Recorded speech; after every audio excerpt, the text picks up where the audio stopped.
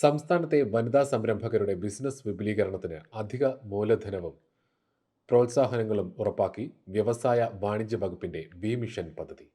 Business വിപുലീകരണം, നവീകരണം, വൈവിധ്യവൽക്കരണം എന്നിവയ്ക്കാണ് Kerala state industrial development corporation limited അഥവാ KSIDC വഴി നടപ്പിലാക്കിയിട്ടുള്ള പദ്ധതിയിലൂടെ സഹായം നൽകുന്നത്. പദ്ധതിയുടെ ആനുകൂല്യങ്ങൾ ലഭിക്കാനുള്ള നടപടിക്രമങ്ങൾ KSIDC പരിഷ്കരിച്ചിരുന്നു. അതിനുശേഷം വനിതാ സംരംഭകരിൽ നിന്നും MSMEകളിൽ നിന്നും മികച്ച പ്രതികരണമാണുള്ളത്. 10 ലക്ഷം രൂപയോ അതിൽ കൂടുതലോ വിറ്റുവരവുള്ള സംരംഭങ്ങൾക്കാണ് സാമ്പത്തിക സഹായം ലഭിക്കുക. ഈ വർഷം നടന്ന വനിതാ സംരംഭകത്വ ഉച്ചകോടിയിൽ വനിതാ സംരംഭങ്ങൾക്കുള്ള വായ്പാ തുക വർദ്ധിപ്പിക്കുമെന്ന് വ്യവസായ നിയമ കയർ വകുപ്പ് മന്ത്രി P രാജീവ് പ്രഖ്യാപിച്ചിരുന്നു. ഇതനുസരിച്ച് വി മിഷൻ പദ്ധതിയുടെ വായ്പാ തുക 25 ലക്ഷം രൂപയിൽ നിന്നും 50 ലക്ഷമായി ഉയർത്തി. 4.5% പലിശയാണ് ഇതിന് ഈടാക്കുക. നിരവധി വനിതാ സംരംഭകർക്ക് ഇതിനകം പദ്ധതിയുടെ ഗുണം ലഭിച്ചു.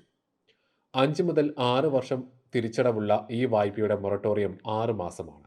2017-18 കാലയളവിൽ ആരംഭിച്ച വി മിഷൻ പദ്ധതിയിൽ 748.43 ലക്ഷം രൂപയാണ് KSIDC നാളിതുവരെ നൽകിയത്. ഈ സാമ്പത്തിക വർഷം മാത്രം 148.66 ലക്ഷം രൂപയാണ് അനുവദിച്ചത്.